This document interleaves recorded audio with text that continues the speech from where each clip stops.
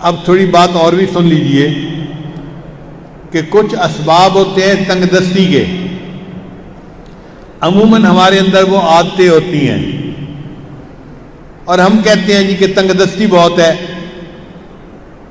ہمیں چاہیے کہ جن چیزوں سے تنگ دستی ہوتی ہے ان اعمال کو چھوڑ دیں۔ پہلا عمل،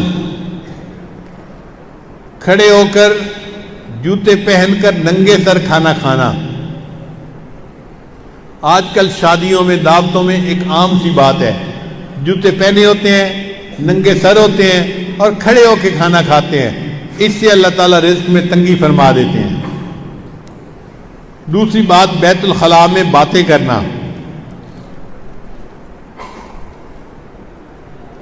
تیسری بات، مہمان کو بوجھ سمجھنا۔ چوتھی بات، ہاتھ دھوئے بغیر کھانا کھانا اور بسم اللہ پڑھے بغیر کھانا کھانا، اس سے رزق میں تنگی ہو جاتی ہے۔ پھر پانچویں بات، کھانا ختم ہو جائے تو کھانے کے برتن کو اچھی طرح صاف نہ کرنا، اس سے بھی رزق میں تنگی ہوتی ہے۔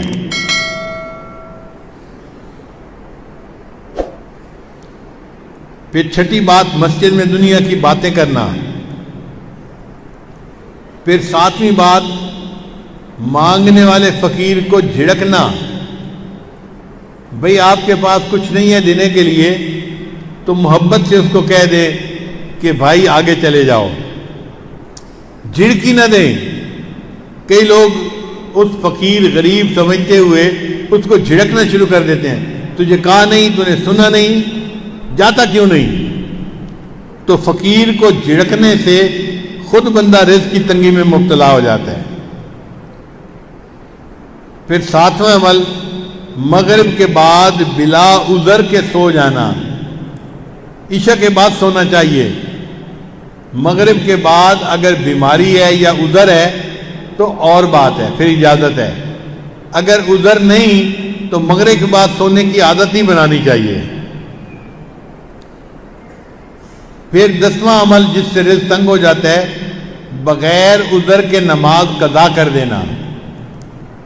فجر نہیں پڑھتے، ظہر نہیں پڑھتے، عصر نہیں پڑھتے، مغرب نہیں پڑھتے، باتوں میں لگے رہے، نماز قضا ہو گئی۔ پھر 11واں عمل جس سے رزق میں تنگی آتی ہے، جھوٹ بولنا۔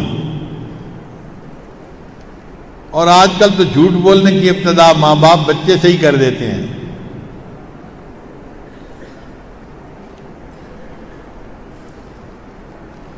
پھر 12واں عمل جس سے رزق میں تنگی ہوتی ہے، گانے بجانے میں دل لگانا۔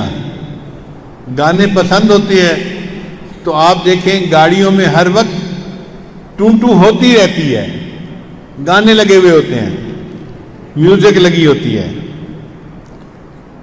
پھر 13واں عمل جس سے رزق میں تنگی آتی ہے، اولاد کو برا بھلا کہنا۔ کچھ جاہل ماں باپ کو اولاد کو گالیاں دینے میں مزہ آتا ہے۔ ماں ہے تو گالیاں دیتی ہے، باپ ہے تو گالیاں دیتا ہے۔ اولاد کو گالیاں دینے سے اللہ تعالیٰ بندے کو رزق کی تنگی میں مبتلا کر دیتے ہیں۔ اس لیے غصے میں بھی اولاد کو دعا دینی چاہیے۔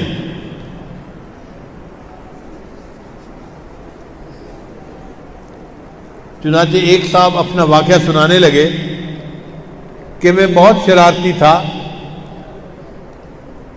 اور گھر والوں کو میں نے تنگ کیا ہوا تھا۔ ایک دن کیا ہوا کہ گھر میں مہمان آئے ہوئے تھے تو میری والدہ نے دال بنائی مہمانوں کے لیے، اور میں نے ایک مٹھی ریت کی بھری اور آ کر ہنڈیا میں ڈال دی۔ اب جب مہمان کھانا کھانے لگے تو دال کے اندر ریت تھی، تو کھانا تو نہیں کھایا جاتا نا، تو مہمانوں کو بھی پریشانی ہوئی اور گھر والوں کو بھی پریشانی ہوئی۔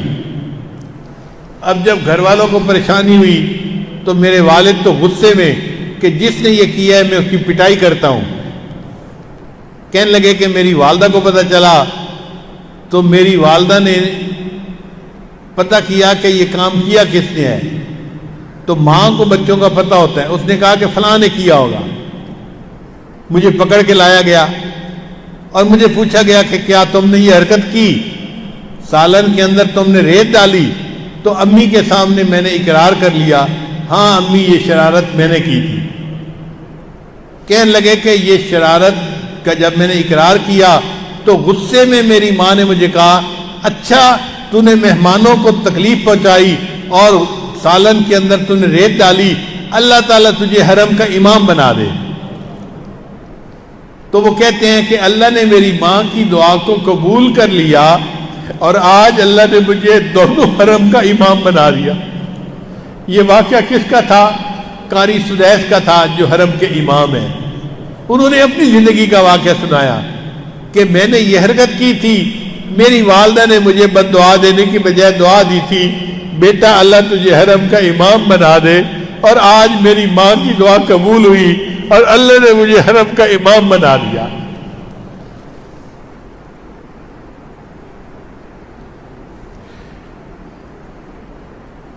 پھر 14واں عمل قرآن پاک کو بے وضو ہاتھ لگانا۔ بعض لوگ قرآن مجید کی بے حرمتی کرتے ہیں، وضو کے ساتھ ہاتھ لگانا چاہیے، وہ بے وضو بھی ہاتھ لگا لیتے ہیں۔ تو بے وضو ہاتھ لگانے سے اللہ تعالیٰ رزق میں تنگی پیدا فرما دیتے ہیں۔ 15واں عمل غیر محرم کو بے دھڑک دیکھنا۔ بعض نوجوان سمجھتے ہیں کہ ہوتا تو کچھ نہیں، تو غیر محرم کو دیکھو مزے اڑاؤ۔ تو غیر محرم کو دیکھنے سے اللہ تعالیٰ بندے کو رزق کی تنگی میں مبتلا فرما دیتے ہیں۔